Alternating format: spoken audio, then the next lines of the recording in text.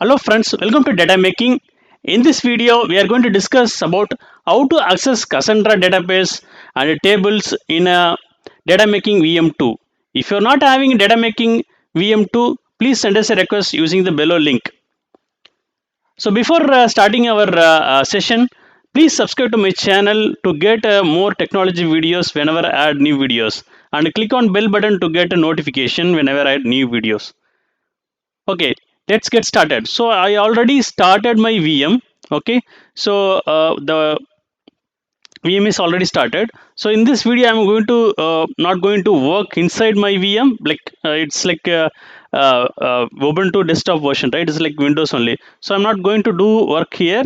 Instead, I'm going to use a putty utility to connect to the VM, and then in the terminal, I'm going to work. Like in the Windows putty terminal, I'm going to work it.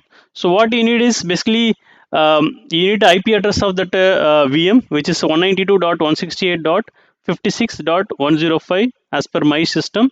Okay, so if you want to find out your IP address in your VM, you need to actually just put if config command and you can get the IP address. Before that, you need to create a network adapter by going to the network section of your VM. Okay, host only adapter you need to create it. So now I will be able to access my VM through putty utility. So it is asking password. Username is data making and password also data making for my data making VM2 instance. Now it is logged into my VM. Now we are going to actually see this how to connect a Cassandra database in how to create a table in Cassandra and how to query the data in Cassandra tables. That's what we are going to look. So by default, I created a Cassandra as a system service. Whenever you start a virtual machine, the Cassandra service will be running. To check that, you can actually run this command called sudo systemctl sudo space systemctl space status space Cassandra. If you run this command, it will say whether Cassandra service is running. So it says active and running. Okay, I'll just close it.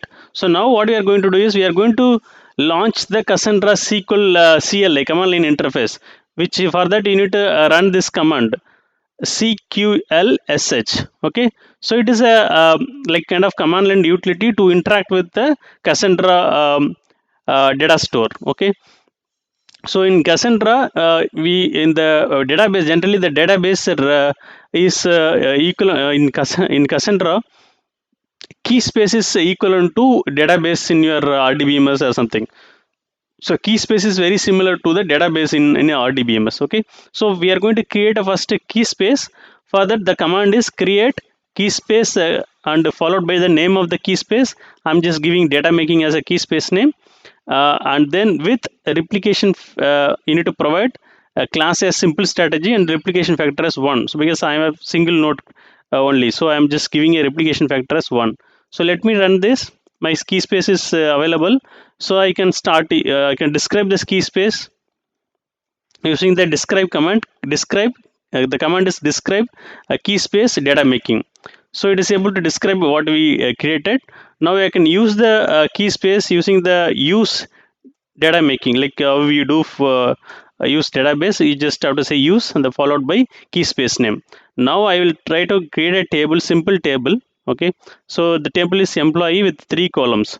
One is ID and name, which is of text type, and ID is integer type, and salary also integer type. So, and we need to provide a primary key, one key at least. So I'm just taking a employee ID as a primary key. So let me run this. The table is created. Okay, let me describe the table. So my table name is employee. So I'll just try to create the describe this table name. Describe table name. So it is created with all this command. What is the compression technique it is using, and other some metadata about your table. Okay, all these are created when you create a table. Okay, and already the columns are available. Okay, what are the columns we created, and what is the, whether it is that which column is a primary key column, all this available. Like it's kind of script, it is showing you when you do the describe on table. Okay, now what we'll do is we'll just insert some data into that. So it's like typical MySQL syntax only. So you insert into table name, which is employee, followed by column names you can provide, and the values for employee ID 1 and the name as Shivan and the salary as 10,000. So it's just getting inserted. So let me push few more records. Okay, this is for employee ID 2, and the next row, next command for inserting employee ID 3. Okay, is there. Now if you want to select the data, it's same like MySQL, select star from table name employee. So you are able to see the data. It's so fast. Okay, so now if you want to truncate the table, you can just use the truncate table. It's truncated. Let me try to select the data and see nothing is there. So, and if you want to drop your table, the table command is drop table name. So if you for truncate, it's just truncate keyword followed by the table name. For create sorry, drop table, you need to use the drop keyword and followed by table name, the keyword, and then followed by the table name. Okay, this will drop my table. So if you try to select it, it says unconfigured table employee. So I hope this video is helpful for you to access the Cassandra environment on the data making VM2, and you can explore a lot of things, storing a different data. You can connect from Spark application, how to you can actually push some data to the Cassandra table, and you can query using any tool like Zeppelin or any a notebook like based tool, or you can build any application using this Cassandra. Okay, so please subscribe to my channel to get more technology videos. Thank you so much, friends. See you in the next video.